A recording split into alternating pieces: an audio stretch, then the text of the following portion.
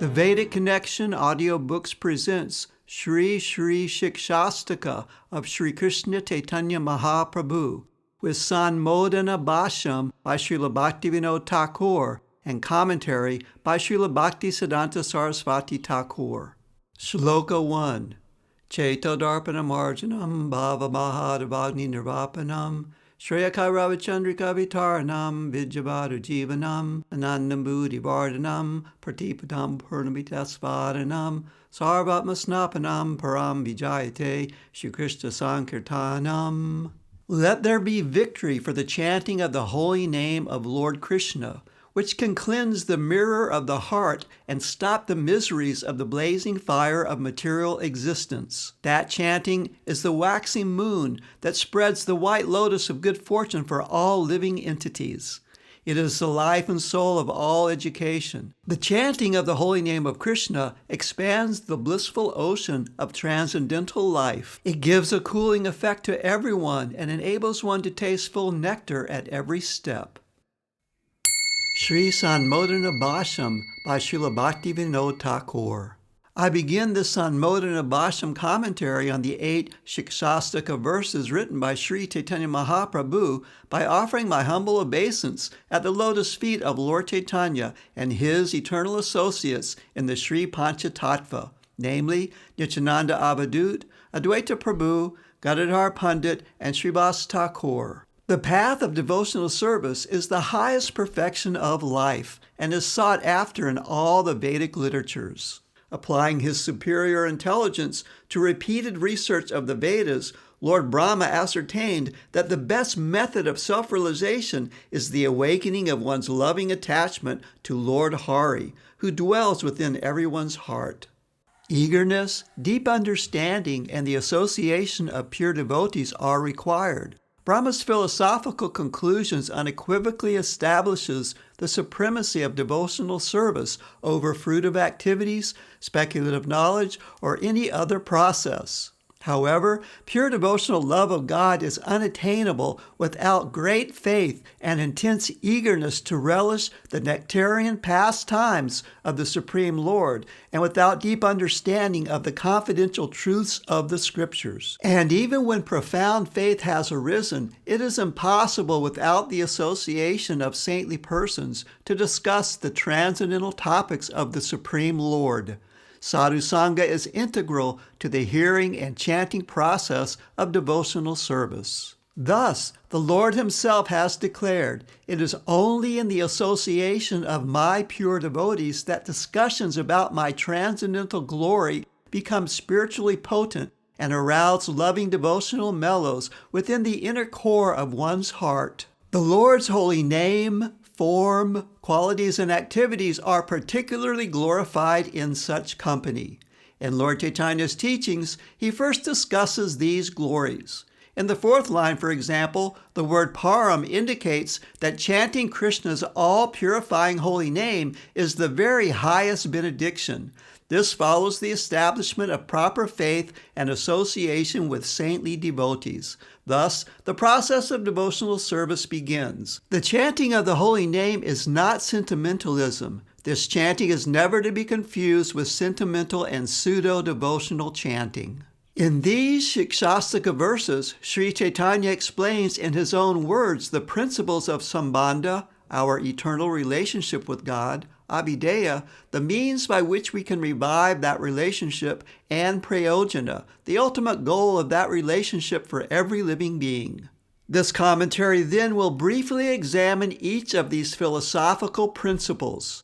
As Lord Chaitanya, the Supreme Personality of Godhead, who is lovingly served by all pure Vaishnava devotees, says, "Let the congregational chanting of the holy name be especially glorified." Therefore, please hear just how the chanting of the holy name is victorious in the mundane world, which is a creation of the external energy of the Lord. The philosophical background, simultaneous oneness and difference. Scripture certainly evinces the absolute oneness of the supreme truth. Only the one non-dual substance existed before creation, we read. And in another place, quote, Other than the non-dual Brahman, no variegatedness exists, end quote. In these statements, the all-pervading impersonal aspect of the Absolute Truth is established. Simultaneously, the statement, everything is Brahman, emphasizes the personal and differentiated principle of the eternal and supreme Absolute Truth.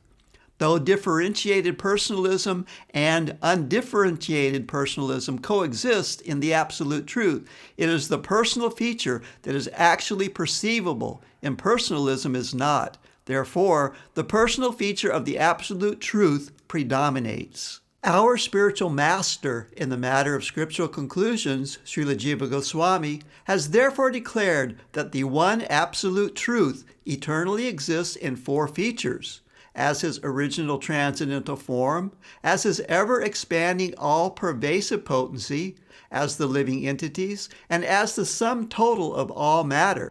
This is analogous to the features of the sun planet, the sun god himself, Surya, the powerful sun globe, the sunshine, and the reflections of the sun's rays on other surfaces. The point here is that God alone is the supreme absolute truth, Shaktiman. He is the only source of all potencies or energies. The Brahma Sutra does argue the essential oneness of the energetic source, Shaktiman, and energy, Shakti, yet the Vedas conclude, quote, that the supreme absolute truth manifests himself in a variety of forms. His potencies are multifarious. This proves that there exists an essential and eternal difference between the energetic and his energy, and that the inconceivable absolute truth acts in ways that are paradoxical and contradictory. The monistic school of Kevaladvaitavada cannot successfully oppose with arguments the scriptural principle of simultaneous oneness and difference. Three categories of manifestation. The absolute potent supreme truth manifests himself in three categories: as his internal potency, as his marginal potency, and as his external potency. Through the agency of his internal spiritual potency, he displays the infinite transcendental realm, and he exists there eternally as the Supreme Personality of Godhead, the proprietor of all his energetic expansions. That he may perform various personal pastimes, his internal potency exhibits the spiritual Vaikuntha planets within the transcendental realm. The marginal potency is made up of the eternal living entities, jiva souls, who are like rays or infinitesimal sparks of the sun. They are part and parcel of the absolute truth, non-different from him in quality and different in quantity. The external energy, Maya, is but the reflection of the eternal spiritual realm. Maya establishes the hierarchy of various material conditions that the souls in her power become subject to.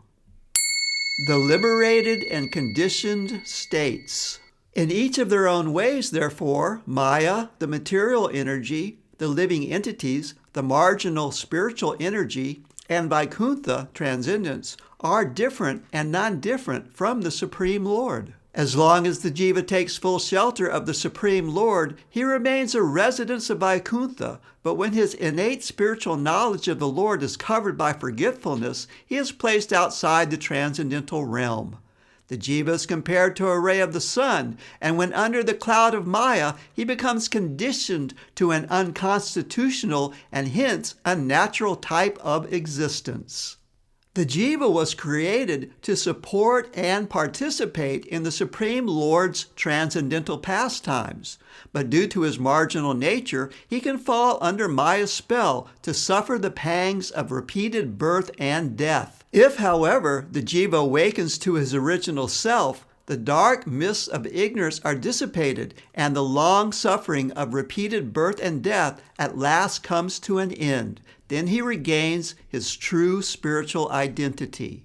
When the jiva meets a saintly person, he gradually acquires an eager taste for knowledge of Scripture and attraction to the Supreme Lord himself. When situated in his original constitutional position, the awakened soul is eligible to enter into a conjugal loving exchange with the Lord.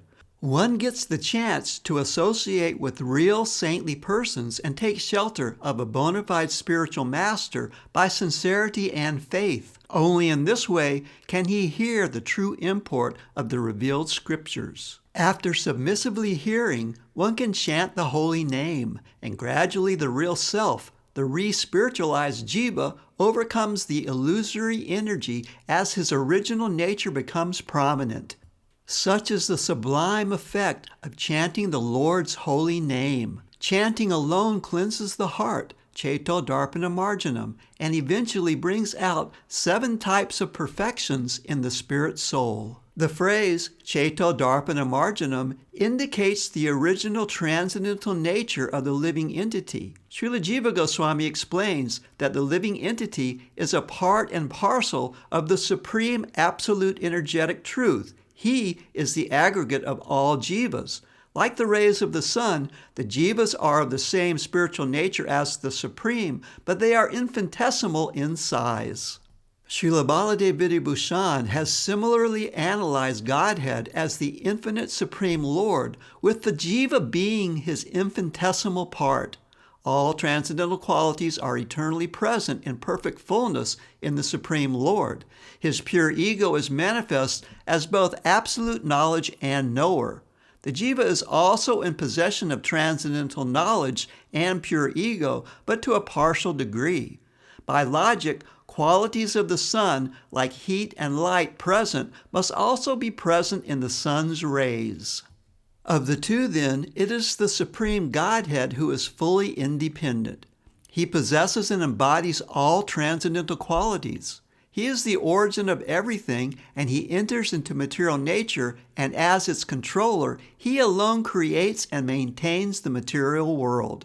As the reservoir of all spiritual bliss, he relishes his own spiritual self and distributes the nectar of pure love of Godhead by the means of his pure devotional service. Indeed, he forces all living entities to taste that sweet nectar. Innumerable living entities move through varied stages of existence. Some become eternally conditioned, and some become eternally liberated. When the jiva rejects the Supreme Lord, he is eternally ensnared by matter. But if he again aspires for the shelter of the Lord, the curtain of Maya that separates the jiva from his own transcendental identity and qualities is forever removed, and he is immediately restored to his original pure self. Cleansing the mirror of the mind reveals 5 truths. Therefore, it is clear that the jiva is infinitesimal. Though he is of a transcendental nature, having pure ego, pure consciousness, and pure form, if he turns away from God and contemplates material energy, his pure nature becomes contaminated by nescience. In this way, the soul's consciousness is like a mirror. Just as it is impossible to see one's face in a dusty mirror, it is similarly impossible to see the real self in the mirror of consciousness when it is covered by the dust of ignorance. But if one begins to render loving devotional service, particularly hearing and chanting the holy names and pastimes of Sri Krishna under the influence of the Lord's Haladini pleasure potency, the material contamination of nescience is completely eradicated. Then the jiva's pure consciousness, which is a function of his pure ego, manifests itself. He sees reflected on the mirror of his pure ego the 5 principles of the Supreme Lord: the jiva, soul, prakriti, nature, kala, time, and karma, action, with absolute clarity.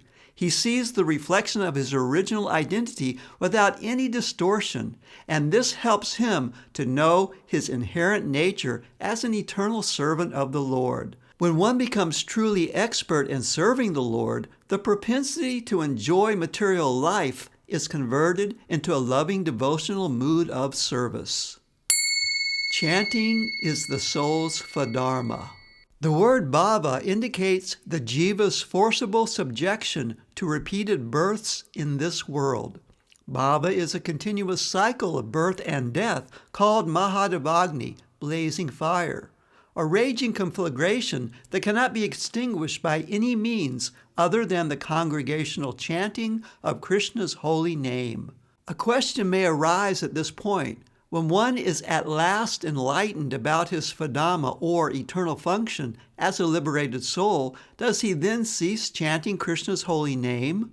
The answer is no. The stoppage of chanting never occurs, because chanting God's name is verily the soul's Svedharma. The phrase Shreya Kairava Chandrika Vitarana confirms this by specifically conveying the sense of the eternal activity of the spirit soul in his original spiritual condition.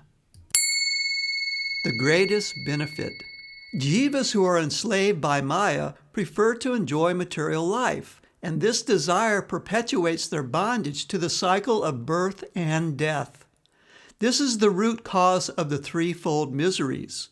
But when the spirit soul becomes disgusted with material enjoyment and rededicates his time and energy to Lord Krishna's loving service, he reaps the greatest benefit. This benefit is compared to a cluster of pristine white lotuses. For just as the moon's soothing rays cause the white lotuses to blossom, the rasa-laden rays of the chanting of the holy name stirs the enfolded petals of the lotus of the jiva's good fortune, causing it to open. As it is said, devotion gives birth to devotion. The sincere and faithful devotee must therefore follow the principles of elementary bhakti by regularly hearing and chanting the holy name until the first light of pure devotion begins to dawn in the heart. The closed lotus flower touched by the moon's rays awakens in full bloom, and similarly, when the congregational chanting of the holy name spreads the rays of bhava, the essence of Haladini, and impregnates the soul's heart, rati, conjugal love for Sri Krishna, then lights up his consciousness, bestowing the highest benediction. This is what is meant by the rays of the benediction moon. The holy name reveals the soul's eternal relationship with Krishna. When does a person, having attained this level of pure devotion, acquire his pure spiritual identity? Lord Chaitanya answers this question by saying, Vidya Vadu Jivanam, the life of all transcendental knowledge. The Supreme Lord's Shakti has two aspects, Vidya, knowledge, and Avidya, ignorance. Yoga Maya, the Swarup Shakti, is the Lord's internal spiritual potency. This potency is called Vidya, whereas Mahamaya, his external energy, is Avidya. It is the latter that creates the material universe and covers the soul's Swarup. When by his sincerely following the process of hearing and chanting, the first rays of pure devotion finally appear on the horizon of the sadhaka's heart, then Bhakti Devi eradicates all unwanted material desires that are detrimental to the Lord's service. She eclipses the avidya potency by infusing the soul with spiritual knowledge. Bhakti Devi destroys both the gross and subtle coverings of the soul. Simultaneously, the jiva's original spiritual form becomes manifest so that he acquires the form of a gopi if his pure devotional propensities are steeped in the conjugal mood. Thus it stands proven that Krishna's holy name is the life and the soul of all transcendental knowledge, Vidya Vadu Jivanam. Swarup Shakti is therefore often said to be Krishna's wife. When the gross and subtle material bodies of the jiva are completely destroyed, the infinitesimal soul regains his original pristine purity. Although the jiva is anu, or minutely small, his capacity for spiritual happiness is not minute. To remove any doubt about this fact, Lord Chaitanya adds, Anandambudhi Vardhanam, it is an ever-increasing ocean of bliss. The holy name of the Lord, through the Haladini potency, endlessly expands the natural bliss inherent in the soul. Thus, his happiness increases by leaps and bounds, fixing the soul eternally in one of the spiritual mellows of Dasha, Sakya, Vatsalya, or Madhurya. When thus established in his eternal spiritual mellow, he continues to relish the limitless nectar at every step of the exchange of loving emotions in his transcendental relationship with the Supreme Lord. Lord Krishna's enchanting beauty, his divine qualities, and his sublime pastimes are eternal and ever fresh in ecstasy. Inebriated with divine prema, the pure jiva continuously drinks that ecstatic nectar, yet still the Lord's captivating beauty is forever new.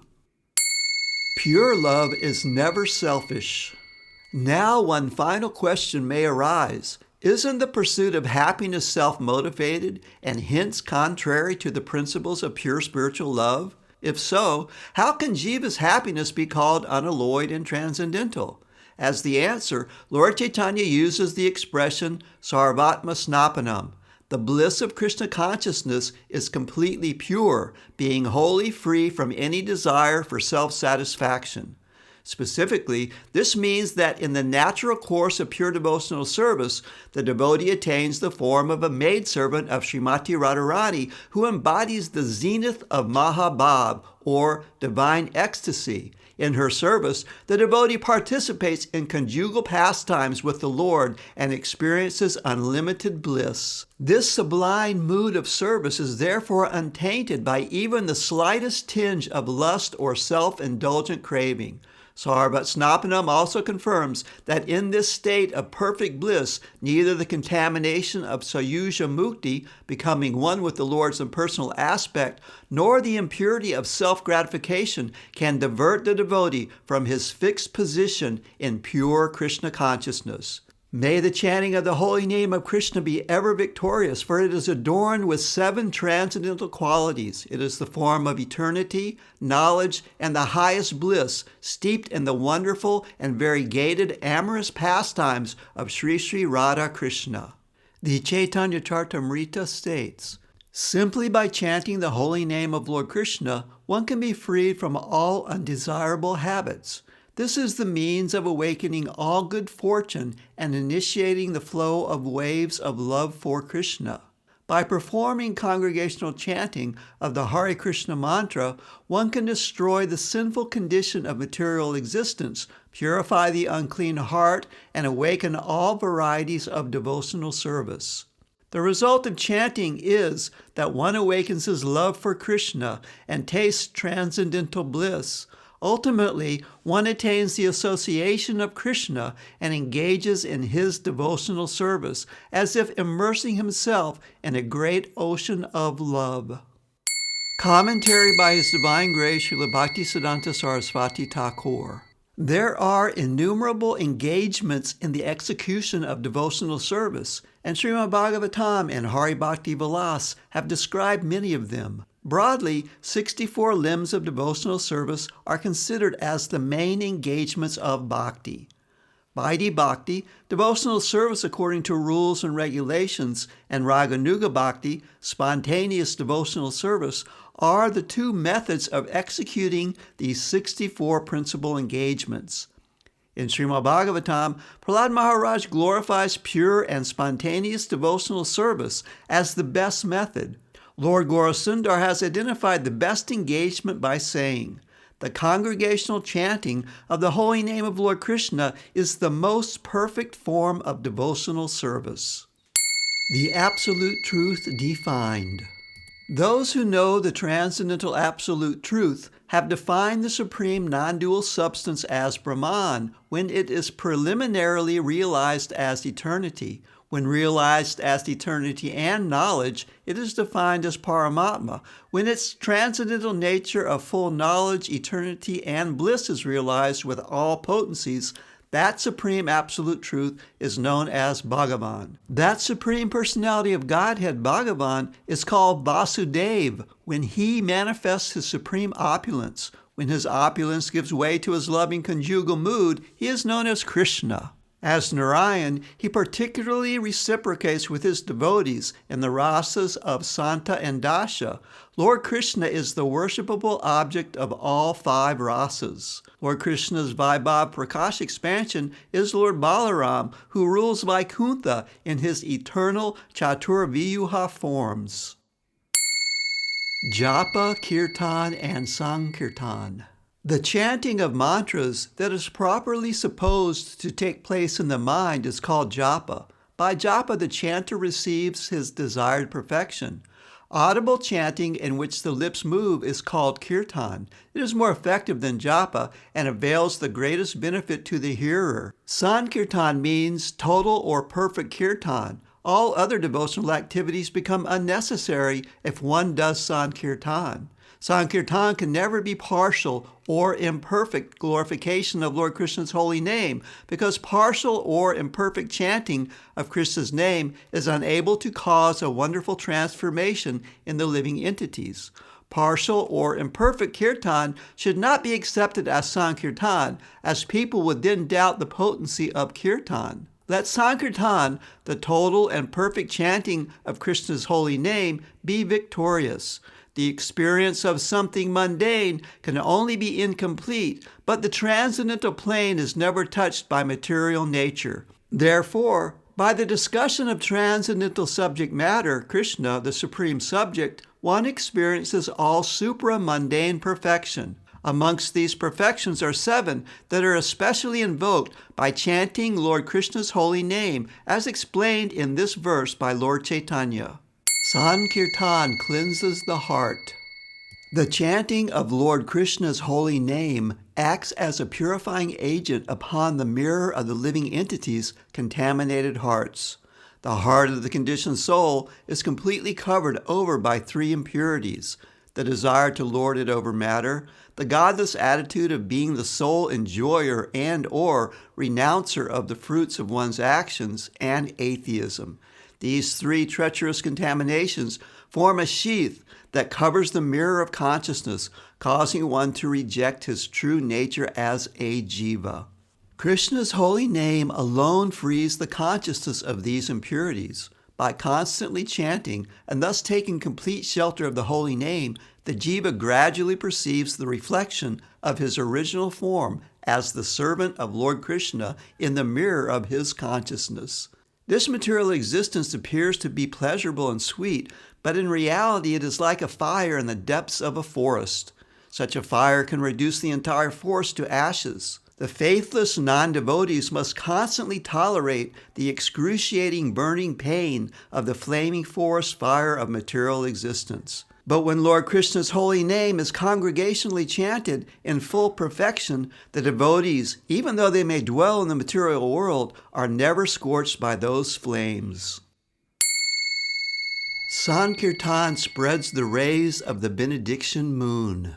Lord Krishna's holy name imparts the supreme goodness and munificence. Shreya means benediction, Kairava, white lilies, Chandrika, moon rays or white luminescence.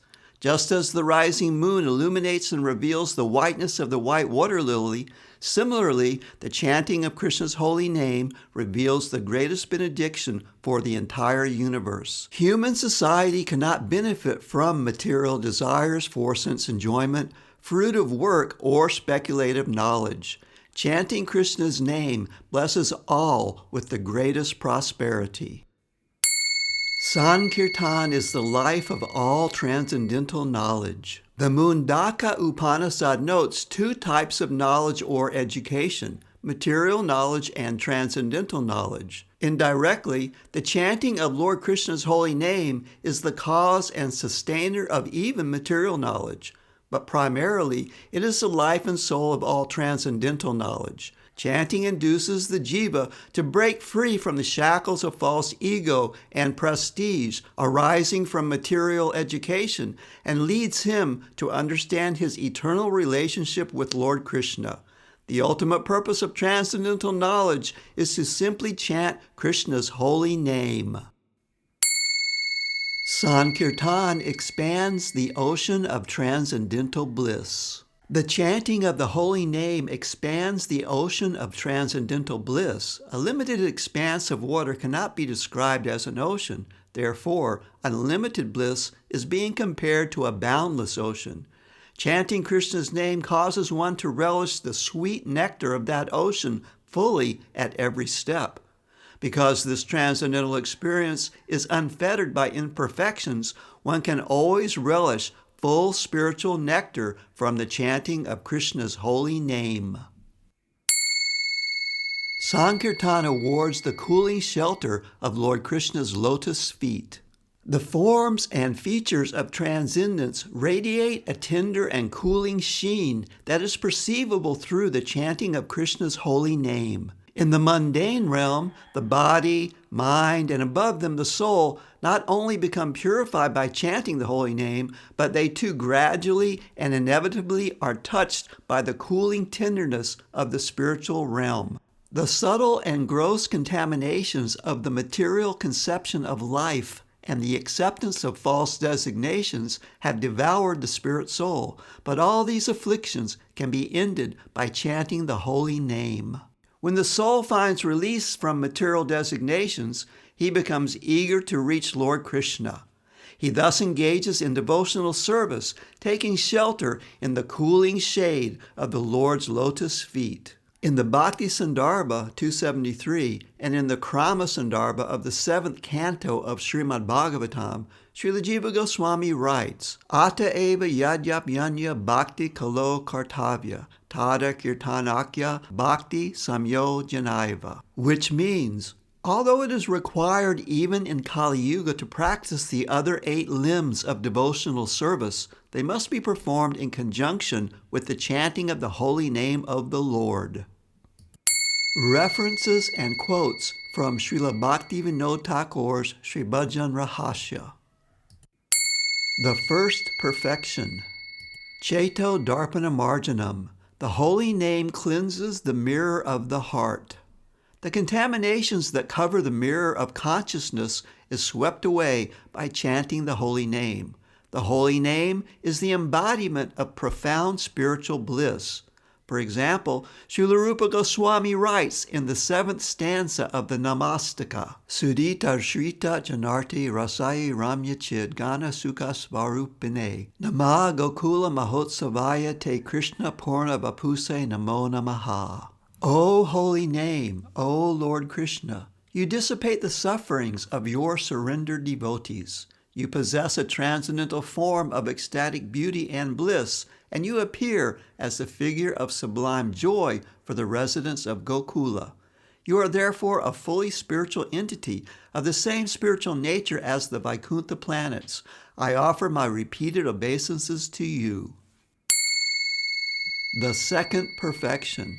Bhava Mahadavagni Nirvapanam. The blazing fire of material existence is extinguished. In the Srimad Bhagavatam, it is stated, Nata param karma nibandha kritanam mumuksatam tirtha padanu kirtanat nayat puna karmasu sajate mano rajastamobyam kalilam tato nyataha. Therefore, one who desires freedom from material bondage should adopt the process of chanting and glorifying the name, fame, form, and pastimes of the Supreme Personality of Godhead, at whose feet all the holy places stand. One cannot derive the proper benefit from other methods, such as pious atonement, speculative knowledge, and meditation in mystic yoga, because even after following such methods, one takes to fruitive activities again, unable to control his mind, which is contaminated by the base qualities of nature, namely passion and ignorance. The third perfection. Shreya Kairava Chandrika Vitaranam.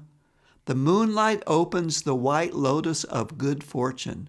A quote from Skanda Purana appears in the Hari Bhakti Vilas. Madhura Madhura Meta Mangalam Mangalanam Sakala Nigama Bali Stapalam Chitra Svarupam Sakridapi Parijitam Shradaya Helayava Brigavara Narmatram Tarayet Krishna Namaha. The holy name of Krishna, the highest benediction above all other benedictions for humanity, sweeter than the sweet honey, the eternal fruit of transcendental knowledge of the tree of the entire Shruti scriptures.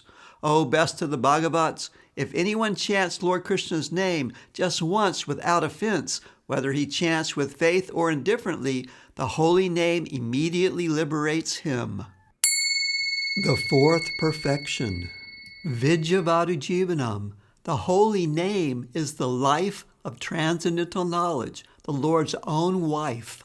In the Garuda Purana it is stated, Adi chasi param janman janadyat paramam padam Tadadarena Rajendra Kuru Govinda Kirtanam. O best of kings, if you are desirous of acquiring that extraordinary knowledge by which the supreme goal is realized, then chant Lord Govinda's name with love and devotion. Again in Srimad Bhagavatam. Datoryadasmin bhava isha jivas tapatrayena bihata nasarma atmalabante bhagavams tavangri chayam savijam ata asrayema. O Father, O Lord, O Personality of Godhead, the living entities in the material world can never have any happiness because they are overwhelmed by three kinds of miseries. Therefore, they take shelter of the shade of your lotus feet, which are full of knowledge, and we also thus take shelter of them.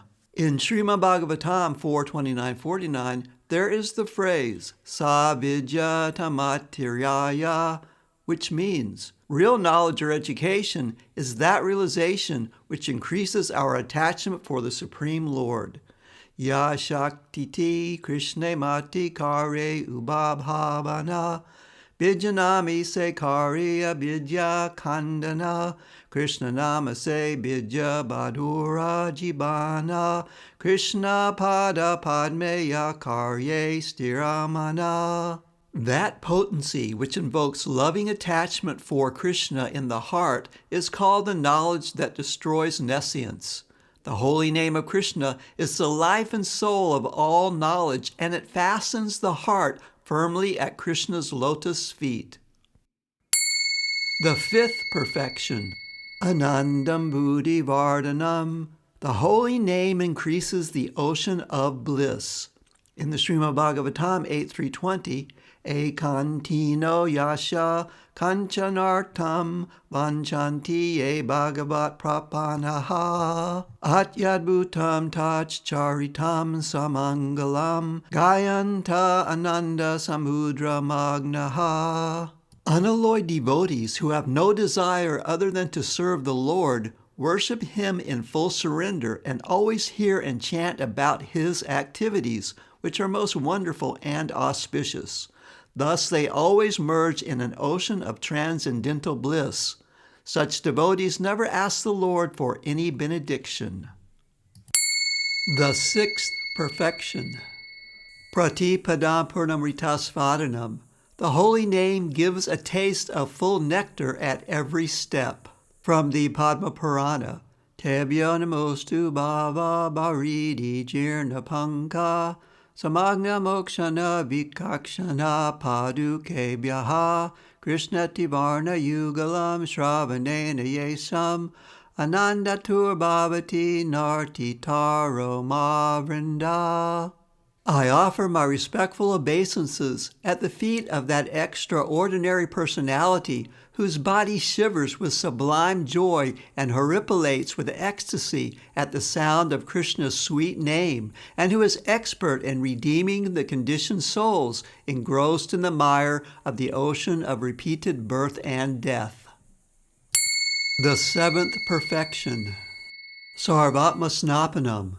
The holy name bathes everyone in the cooling sheen of the Supreme Self. From the Srimad Bhagavatam, Sankirtamano Bhagavan Anantaha Shrutanubhavu Vyasanam Hi Pumsam Pravishya Chitam Vidhu Not Yase Sam Yataha Tamo Rikto Brahmi Bhati Vataha. When people properly glorify the Supreme Personality of Godhead or simply hear about His power, the Lord personally enters their hearts and cleanses away every trace of misfortune, just as the sun removes the darkness or as a powerful wind drives away the clouds. Shruta Anubhuta Yata Anarta Sanyoga Shri Krishna Kirtani Sabahaya Tabyoga Ye Rupa Bhayute Mega Suryatam Manase Ete Prabhasiya Dosha Ashesha Binase Krishna Nama Shraya Ita Darpana Marjana Ati Sigra Labhe Jiva Krishna Premadana. All the unwanted things that were heard and experienced pertaining to this world of nescience are immediately expelled from the mind and heart by chanting the holy name of Krishna. Just as the clouds that block the sunlight are riven by the winds, so the name, upon entering the heart, destroys the dark nescience within. By taking shelter of the holy name of Krishna, the jiva's heart is cleansed very quickly. Thus, he attains the highest spiritual experience of love of Godhead.